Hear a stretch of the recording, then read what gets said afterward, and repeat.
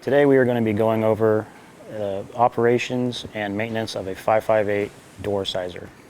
All right, here we have your main panel of your 558, which supplies power to your machine. Next, we're going to go to your 558's main air supply.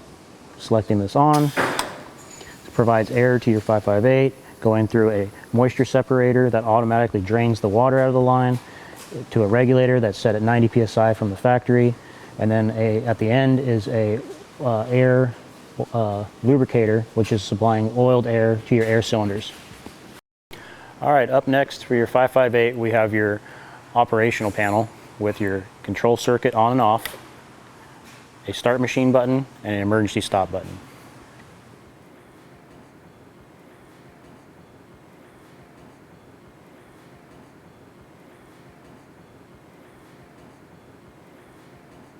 So now that the screen is loaded, your first step is to hit start machine. You're going to follow the prompts, and when you're ready, it'll say ready to start the homing sequence. So the machine's going to home. Now that the machine's homed, it's ready to run. You will select your cutting speed. Depending on material, 60 is a good place to start. You'll select your door thickness, and then you have the option of running in auto, manual, or feed through. Auto mode, you will select auto feed, auto width, and now your machine will automatically adjust to the size of your door. In manual mode, you'll turn auto width off, disabling it, and come to your cut width and enter your desired final cut amount. You have your feed through mode, which will be disabled in auto or manual, and if you're just running doors through this, not cutting, not using the machine, you will enable your feed through. So you will also select the bevel of the door being 0 degree or 3 degree. Up next is your manual mode screen, which we mainly use for testing issues or maintenance. You have your feed system reverse, feed system forward. You have your width servo positioning open and closing. Next, you'll have your setup screen, mainly used for fine calibrations after tool changes or any kind of issues with the width adjust. You have your 3 calibrations, and then you also have your default preset shift, which is the amount cut off each door. Up next is diagnostics, which will just go over any kind of issues. It'll be highlighted in this menu. All right, to get set up to run a door, we're going to go back into our main menu. We're going to select our door thickness, our bevel. We're going to hit load the default amount that we're going to be cutting off each door. We're going to go into auto feed enabled and auto width enabled.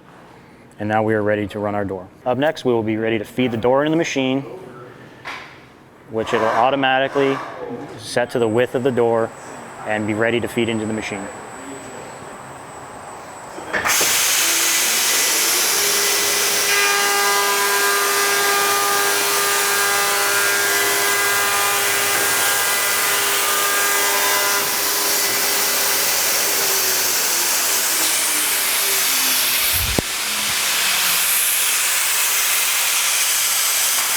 After completing the door job cycle, to continue feeding this door to the next machine, being a standalone 558, we're going to depress our call door button. All right. For any reason that you need to immediately stop this machine, you will depress your emergency stop button. After that, to recover from that, you will pull your button out, and you will start the homing sequence again by following the prompts at the top of your screen, start machine, letting it reset its components, and then you'll be able to home the machine. And the machine will be ready to run. And to shut your machine off, the first thing you're going to do is your control circuit off. Now we're going to perform maintenance on this machine. The first step is to turn off the power and follow your lockout tagout procedure.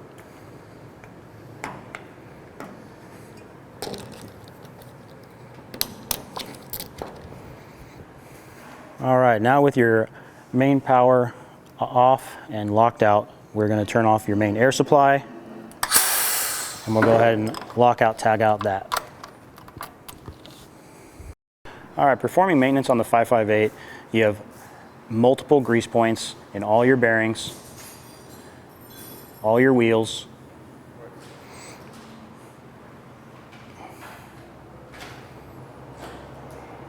your ball screw, which is located down here. In addition, you have multiple grease points on your feed system. And for the proper intervals, refer to your manual. So now what we're going to do is we're going to replace the bits to the easer motors and the blades to the main cutting head. With the dust collection removed, we're going to go ahead and remove the 6 5/32 socket head cap screws, 3 on each side, and remove this cover.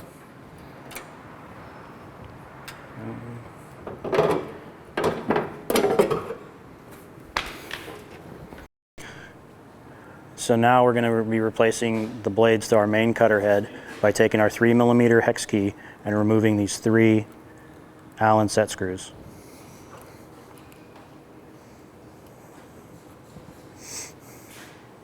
And then reinstalling is just reversing that process.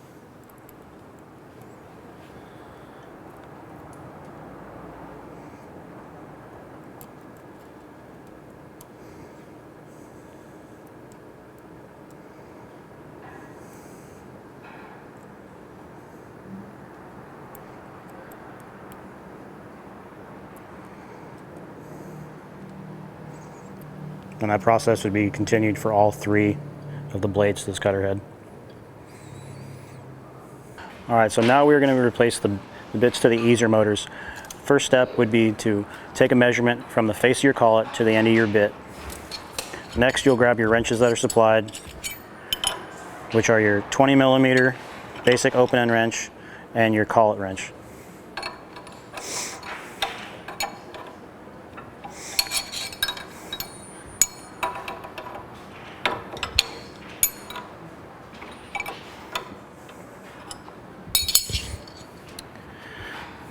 On your bit, and for reinstallation, reverse those sequences.